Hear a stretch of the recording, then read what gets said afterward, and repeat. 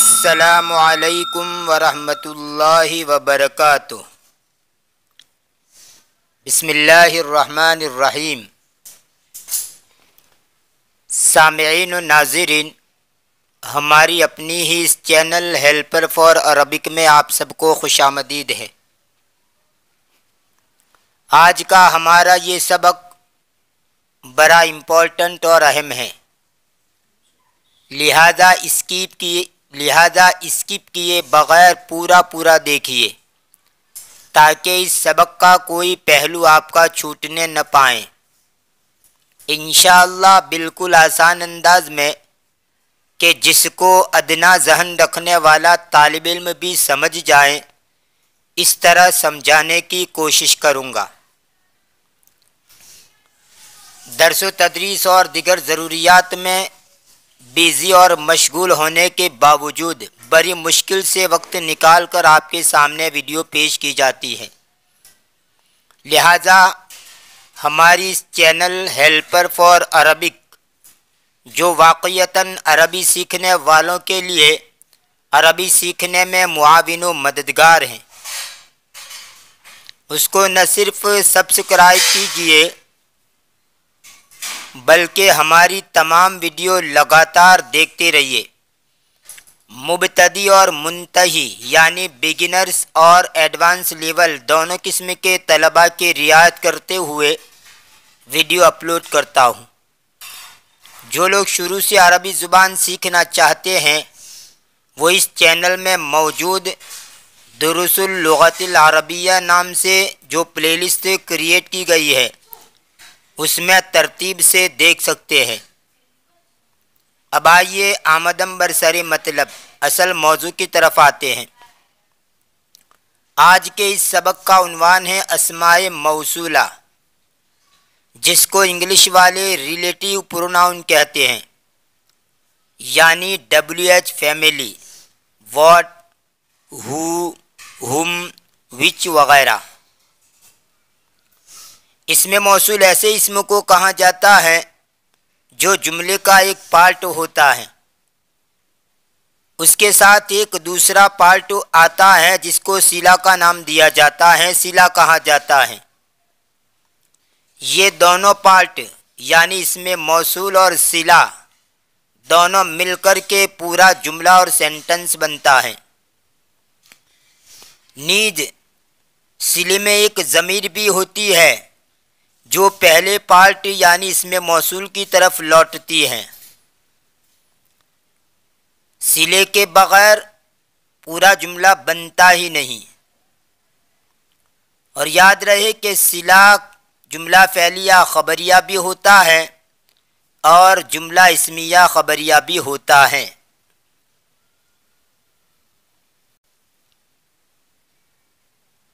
اب آئیے ان باتوں کو مثالوں سے سمجھتے ہیں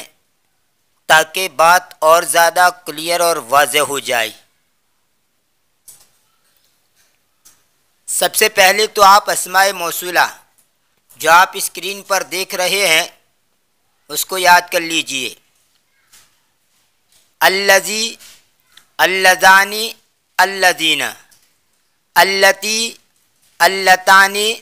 اللاتی، یہ لام کے اوپر آپ کھڑا زبر پڑھیں گے، اللاتی۔ الف کی شکل میں بھی آپ لکھ سکتے ہیں، لام کے بعد الف لگائیں گے اور لام کے اوپر زبر دے دیں گے، تو کھڑا زبر کی شکل میں لکھو یا الف مدہ کی شکل میں لکھو، اللاتی۔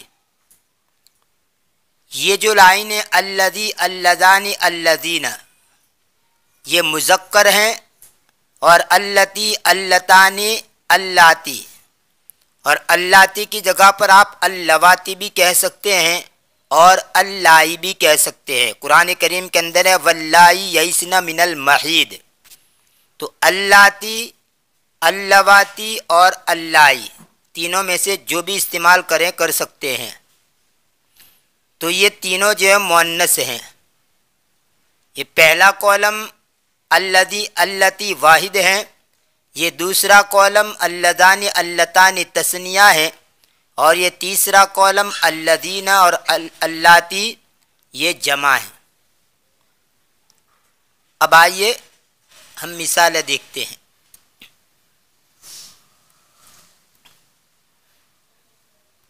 دیکھیے یہ پیج، الابن الذی فی البیتی، وہ لڑکا یا وہ بیٹا جو کہ گھر میں ہے۔ یہ الابن الذی کے بعد اصل میں یہاں پر ہوا ہے، آپ اس طرح بھی کہہ سکتے ہیں الابن الذی ہوا فی البیت۔ تو یہ ہوا جو ہے وہی ہوا، یہ ضمیر ہے جو الذی اس میں موصول کی طرف لوٹتی ہے،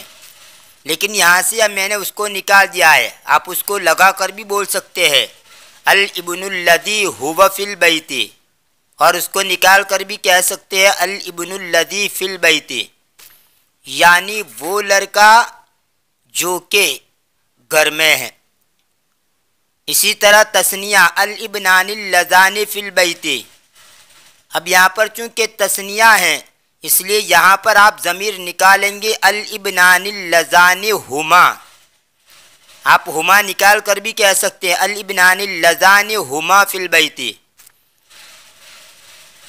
یعنی وہ دو لڑکے جو کہ گھر میں ہیں۔ الابناء الذین فی البیت، وہ سب لڑکے جو کہ گھر میں ہیں۔ اب یہاں پر چونکہ یہ جمع مذکر ہیں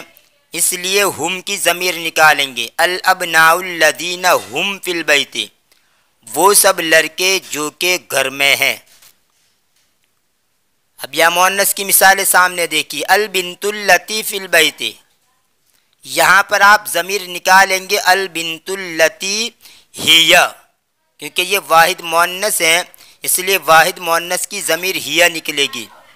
البنت اللتی فی البیت، وہ لڑکی جو کہ گھر میں ہے۔ البنتان اللتان فی البیت، یہاں ضمیر آئے گی ہما، البنتان اللتان ہما فی البیت، اور نہ بھی لائے تو بھی چلے گا، وہ دو لڑکیاں جو کہ گھر میں ہیں۔ البنات اللاتی فی البیت، وہ سب لڑکیاں جو کہ گھر میں ہیں۔ اب یہاں نیچے دیکھیے، اسی مفہوم کو ایک اور طریقے سے بھی آپ ادا کر سکتے ہیں، جیسے الذی فی البیت من الابن، اس کا ترجمہ بھی یہی ہے وہ بیٹا جو کہ گھر میں ہے۔ اس کے ترجمہ کرنے کی دو شکلیں ہیں، پہلے تو آپ الذی کا ترجمہ یوں کریں گے کہ وہ شخص جو کہ فی البیت گھر میں ہے، من الابن یعنی بیٹا، یہ من جو ہے اس من کو بیانیہ کہتے ہیں، یعنی الذی فی البیت وہ شخص جو کہ گھر میں ہے، وہ مبہم ہے، گھر میں تو کوئی بھی ہو سکتا ہے، لڑکا بھی ہو سکتا ہے، لڑکی بھی ہو سکتی ہے، اسی طرح ڈاکٹر بھی ہو سکتا ہے، طالب علم بھی ہو سکتا ہے، کچھ بھی ہو سکتا ہے۔ تو یہ من الابن لانے کے بعد یہ اس کی وضاحت کر دی، یعنی گویا واضح کر دیا کہ وہ شخص جو کہ گھر میں ہے وہ کون، یعنی بیٹا۔ من الابن کے بعد آپ کوئی بھی لا سکتے ہیں، من الطالب، من الطبیب، جو بھی کہنا ہو آپ کہہ سکتے ہیں۔ ایسے ہی اب اس کو آپ ترجمہ کرنا ہو یا تو اس طرح کیجئے کہ الذی کا ترجمہ پہلے کیجئے وہ، اور پھر من الابن کے بعد جو ابن ہے اس کا ترجمہ کیے بیٹا، وہ بیٹا، اور اس کے بعد آپ کہیے جو کہ، اور آخر میں ترجمہ کر دیجئے فی البیت گھر میں ہے۔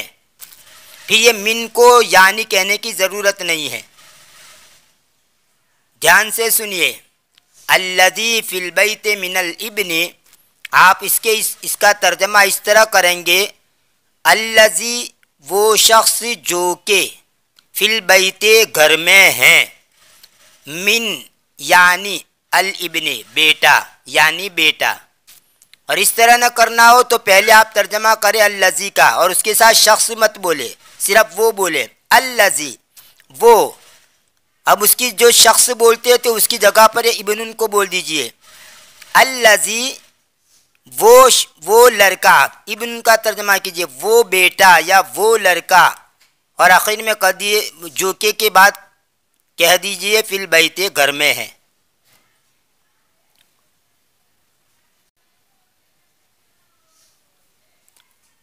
اسی طرح تمام مثالوں کو سمجھ لیجئے۔ اللذان فی البیت من الابنین، وہ دو شخص جو کہ گھر میں ہیں یعنی دو بیٹے، یا اس طرح کہیے وہ دو بیٹے جو کہ گھر میں ہیں۔ الذین فی البیت من الابناء،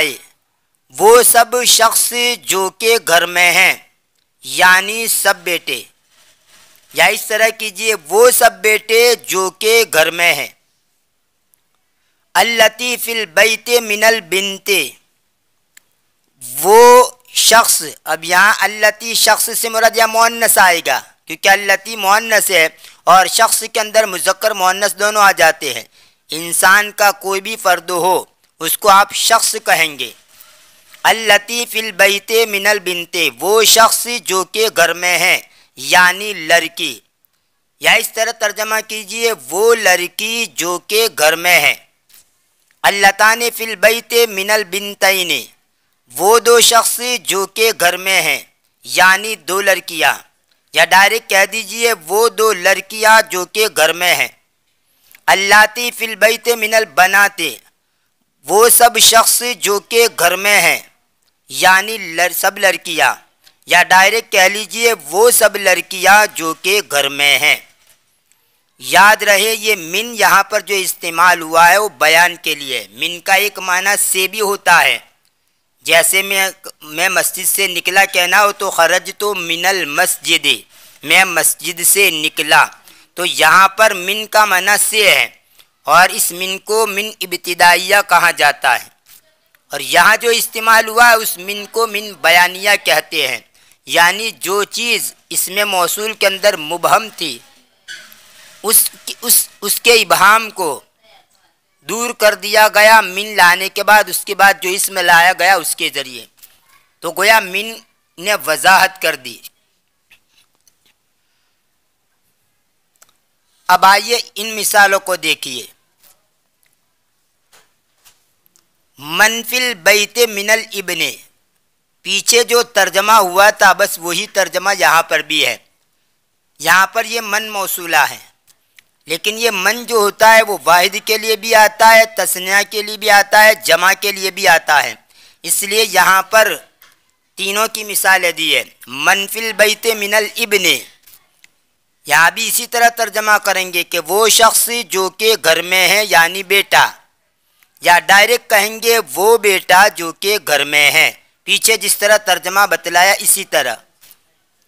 اس من کو من موصولہ کہتے ہیں، اور اس کے علاوہ من کا ایک ترجمہ کون بھی ہوتا ہے، من استفہامیہ بھی ہوتا ہے جس کا ترجمہ کون ہوتا ہے، جیسا کہ اگر انگلش والے کوئی ہو تو وہ جانتے ہوں گے کہ انگلش کے اندر WHO اس کا ترجمہ ہو، اس کا معنی کون بھی ہوتا ہے، اور اسی ہو کا معنی وہ شخص جو کہ موقع محل دیکھ کر ترجمہ اس کا ہوتا ہے۔ تو یہی بات یہاں پر بھی ہے کہ یہ من کا معنی کون بھی ہوتا ہے، اور اسی من کا ترجمہ ہوتا ہے وہ شخص جو کہ۔ کون ترجمہ ہوگا تو اس من کو کہا جائے گا من استفہامیہ، اور وہ جو کہ، وہ شخص جو کہ، اگر ایسا ترجمہ کیا جائے گا تو وہ من ہوگا من موصولہ، لیکن من استفہامیہ ہوگا تو لہجہ بدل کر بات کریں گے۔ آپ اس کو سیدھے سادے انداز کے اندر مثال سے سمجھیے۔ کوئی آدمی اگر مجھے پوچھے مر ربو کا، تو لہجہ بدل کر کہا مر ربو کا، تیرا رب کون ہے، تو میں اگر اس کو جواب دوں مر ربو کا، تو اس کا ترجمہ ہوگا وہ ذات، شخص کہو ذات کہو دونوں کا ایک ہی مطلب ہے، وہ ذات جو کہ تیرا رب ہے۔ تو پہلا جو جملہ ہے مر ربو کا وہ تو استفہامیہ ہے کہ تیرا رب کون ہے، اور اس نے جو سامنے والے نے جواب دیا مر ربو کا، وہ ذات جو کہ تیرا رب ہے، یعنی تیرا جو رب ہے وہی میرا رب ہے۔ امید ہے کہ من موصولہ اور من استفہامیہ کا فرق اس مثال سے آپ کو اچھی طرح سمجھ میں آ گیا ہوگا۔ ویسے ہی ماں کو بھی سمجھ لیجئے کہ ماں کا بھی ایک ترجمہ ہوتا ہے کیا، اور ما کا ایک ترجمہ ہوتا ہے وہ چیز جو کہ، لیکن یہاں پر شخص نہیں بولیں گے کیونکہ شخص انسانوں کے اوپر بولا جاتا ہے، اور من اس کا ترجمہ وہ شخص ہوتا ہے جو انسانوں کے لیے بولا جاتا ہے، جبکہ ما جو ہوتا ہے وہ چیزوں کے لیے بولا جاتا ہے، یا دوسرے الفاظ میں کہنا ہو تو من ذوی العقول کے لیے آتا ہے اور ما غیر ذوی العقول کے لیے آتا ہے۔ تو اگر کوئی کہے ما دینو کا، تیرا دین کیا ہے، تیرا دھرم کیا ہے، اس کے جواب میں سامنے والا کہے ما دینو کا، یعنی وہ جو کہ تیرا دین ہے، یعنی تیرا دین جو ہے وہی میرا بھی دین ہے، تیرا دھرم جو ہے وہی میرا دھرم ہے۔ تو یہاں پر بھی ما جو ہے، جیسے انگلش کے اندر واٹ WHAT واٹ، اس کا معنی ہوتا ہے کیا، لیکن اسی کا ایک ترجمہ ہوتا ہے وہ چیز جو کہ۔ موقع نہیں ہے ورنہ میں وضاحت کرتا کہ انگلش کے اندر اور عربی کے اندر دونوں کے اندر دیکھیں گے تو ایک ملتی جلتی باتیں ملتی ہے، بہت ساری باتیں ہیں، جیسے یہ مثال کے طور پر واٹ کے بارے میں نے کہا کہ یہ واٹ کیا ہے، عربی کے اندر اس کو ما کہتے ہیں، ما موصولہ وہ چیز جو کہ، اور ما استفہامیہ یعنی کیا۔ وہی بات انگریزی کے اندر ہے، واٹ کا معنی کیا بھی ہوتا ہے اور واٹ کا معنی وہ چیز جو کہ بھی ہوتا ہے۔ ایسے ہی عربی میں من کا معنی کون بھی ہوتا ہے، من کا معنی وہ شخص جو کہ بھی ہوتا ہے، وہی بات انگلش کے اندر بھی ہے کہ ہو کا معنی کون بھی ہوتا ہے اور ہو کا معنی وہ شخص جو کہ۔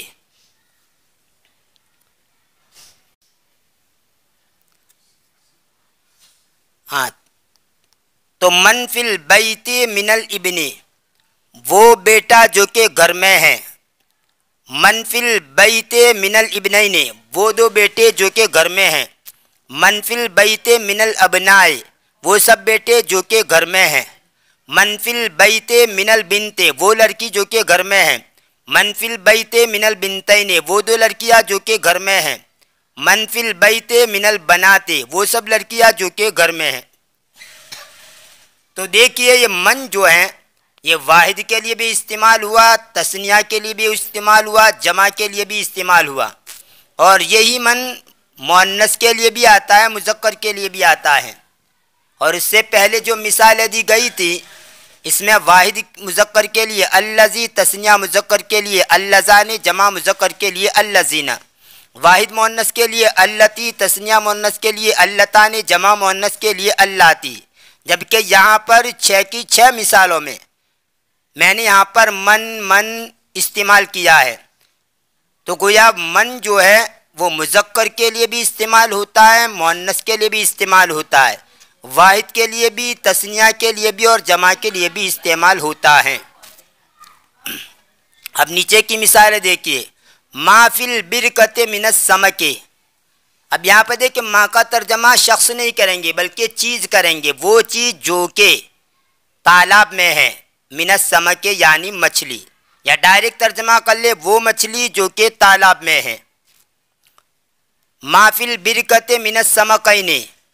وہ دو مچھلیاں جو کہ تالاب میں ہیں، ما فی البرکۃ من الاسماک، وہ سب مچھلیاں جو کہ تالاب میں ہیں، ما فی البرکۃ من البقرۃ، وہ گائے جو کہ تالاب میں ہیں، ما فی البرکۃ من البقرتین، وہ دو گائیں جو کہ تالاب میں ہیں، ما فی البرکۃ من البقرات، وہ سب گائے جو کہ تالاب میں ہیں۔ یہاں پر بھی ما کو من کی طرح سمجھ لیجئے کہ ما مذکر کے لیے بھی استعمال ہوتا ہے، مؤنث کے لیے بھی استعمال ہوتا ہے، اس لیے میں نے دونوں کی مثالیں دی ہیں، اور واحد، تثنیہ، جمع تینوں کے لیے استعمال ہوتا ہے، اس لیے تینوں کی میں نے مثالیں دی ہے۔ امید ہے کہ یہ سب باتیں آپ کو اچھی طرح سمجھ میں آ گئی ہوگی۔ اب آئیے کچھ مثالیں من کی اور ما کی سمجھ لیتے ہیں، اور کچھ مثالیں آپ کے سامنے پیش کرتے ہیں۔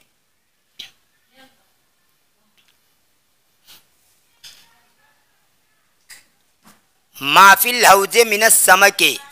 وہ مچھلی جو کہ حوض میں ہے، ما فی البئر من الماء، وہ پانی جو کہ کنویں میں ہے، ما فی الارض من الذهب، وہ سونا جو کہ زمین میں ہے،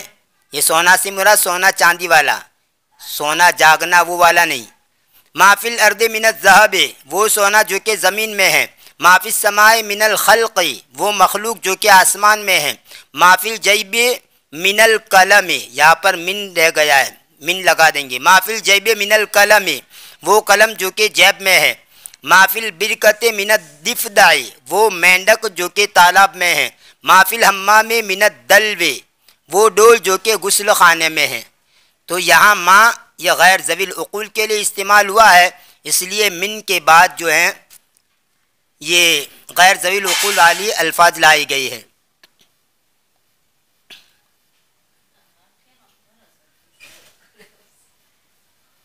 لیجیے اور مثالیں، ما علی الشجرۃ من الغراب، وہ کوا جو کہ درخت پر ہیں، ما علی المکتب من القلم، وہ قلم جو کہ میز پر ہیں، ما علی الجبل من الشجرۃ، وہ درخت جو کہ پہاڑ پر ہیں، ما علی الکرسی من المندیل، وہ رومال جو کہ کرسی پر ہیں، ما علی الرأس من القلنسوۃ، وہ ٹوپی جو کہ سر پر ہے، ما علی الرفرف من الکتاب، وہ کتاب جو کہ الماری پر ہے، ما علی الارض من الحجر، وہ پتھر جو کہ زمین پر ہیں، ما علی السقف من الکرسی، وہ کرسی جو کہ چھت پر ہے۔